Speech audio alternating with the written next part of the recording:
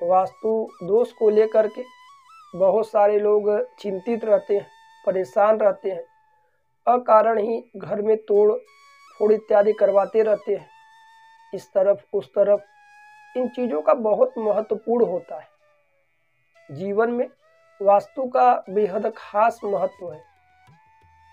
कभी कभी हर चीज़ें बेहतर होती हैं, हर कार्य बेहतर है, फिर भी चिंता तनाव, घर में लड़ाई झगड़े तनाव, अकारण में कर्ज इत्यादि का बढ़ना, कोई भारी विपत्ति या संकट का आना, यह सारे लक्षण वास्तु इत्यादि से भी हो सकते हैं।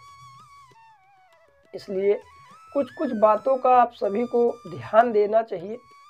यदि घर में नियमित रूप से सुबह शाम पूजा आराधना भजन संध्या इत्यादि होता है, दीप इत्यादि आप सभी जलाते हैं, घंटी इत्यादि बजते हैं, तो वहाँ पर वास्तु आती भी है तो अधिक समय तक नहीं टिक पाती। वास्तु धीरे धीरे समाप्त होगा, नकारात्मक ऊर्जा बाहर निकल जाता है, सकारात्मक ऊर्जा का विकास होता है। परंतु जिन घरों में पूजा पाठ इत्यादि नहीं होते हैं, केवल खान पान घूमना फिरना इन्हीं चीज़ों में लोग व्यस्त हैं, उन्हें थोड़े से सावधानियां बरतनी चाहिए। जैसे कि आपका जो ईशान कोण है, वहाँ पर आप साफ सफाई रखिएगा। वहाँ ईशान कोण भगवान का मंदिर इत्यादि बनवाए, मंदिर ना बनवा पाए कोई मूर्ति तस्वीर रखें। नियमित रूप से यदि आपको लगता है कि घर में कोई वास्तु दोष है, परेशानी है, तो आप 11 दिन तक या फिर 21 दिनों तक या फिर 40 दिन भी तक आप घी का या तिल के तेल का दीपक जला दें। संकल्प इत्यादि लेकर के 40 दिन तक या 21 दिन तक 11 दिन तक जो भी आप सक्षम हो जला दें लगातार।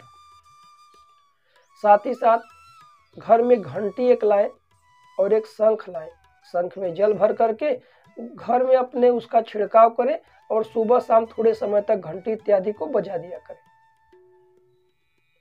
और कभी भी जब भी बाहर से आए तो सीधा चप्पल या जूते जो भी आप धारण करे हो पहन करके सीधा घर में ना आए, अन्यथा जो भी आपके साथ नकारात्मक ऊर्जा वो सारी घर में प्रवेश करती है।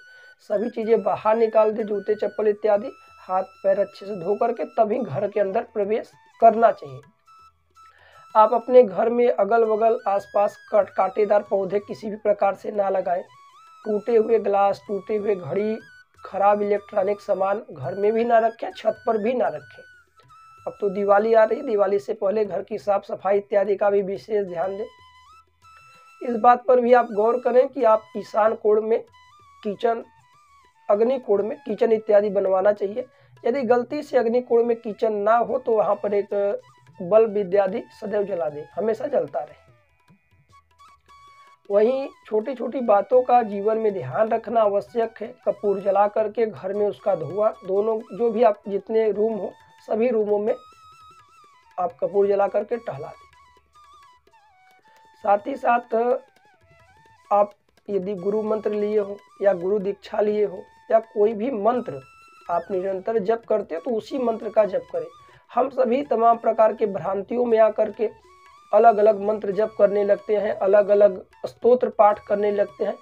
एक नाम, एक भरोसा, एक समय, साथ साथ पवित्रता का खास ध्यान।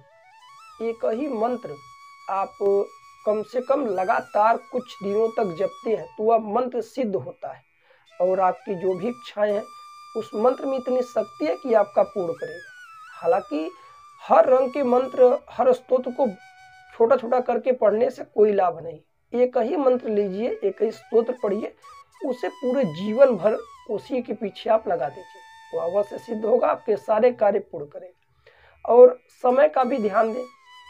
यदि आप सुबह पूजन करते हैं दोपहर में शाम को तो एक समय निश्चित कर लें, सुबह 6 बजे तो 6 बजे, थोड़ा बहुत ऊपर नीचे हो, परंतु यह नहीं कि सुबह 6 बजे करते हैं तो कभी 9 बजे, कभी 10 बजे, कभी 12 बजे, कभी शाम के समय। इन चीज़ों का आपको ध्यान देना चाहिए। पूजा पाठ इत्यादि में कुछ नियम होते हैं, कुछ सावधानियां होती हैं, जैसे साफ सफाई का बेहद ध्यान दें, अपवित्र चीज़ें ना स्पर्श करें, मन में हमेशा सकारात्मक सोच रखें, दूसरों का भी भला करना इत्यादि आपके मन में हो, किसी की निंदनीय अपराध ना करें। साथ ही साथ मांस मछली इत्यादि का सेवन ना करें, शुद्ध शाकाहारी रहे, मन मस्तिष्क को भी शुद्ध रखें, अपने कर्म वचन वाणी इत्यादि से किसी को कष्ट ना पहुंचाएं।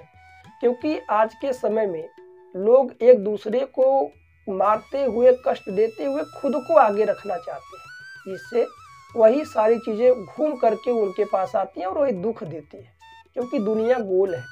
आप जिन चीज़ों को देंगे वही चीज़ें घूमकर आपके पास आएंगी, चाहे कोई प्यार हो, स्नेह हो, या धन हो, वैभव हो, दान हो, पुण्य हो, जो कुछ आप करेंगे वही चीज़ें घूमकर आपके पास पुनः अधिक मात्रा में आएंगी।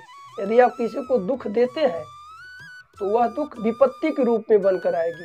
यदि दान पुण्य करते हैं, अच्छे कर्म करते हैं तो कुछ समय लगेगा, फिर घूम करके वही चीज़ें आपके घर में सुख, समृद्धि, शांति बन कर के आएंगी। इन चीज़ों का ध्यान करें, अपने अंदर बदलाव करिए। आपका दिन मंगलमय हो, जीवन आपका सुख समृद्धि से भरे, भगवान से ऐसी हम कामना करते हैं।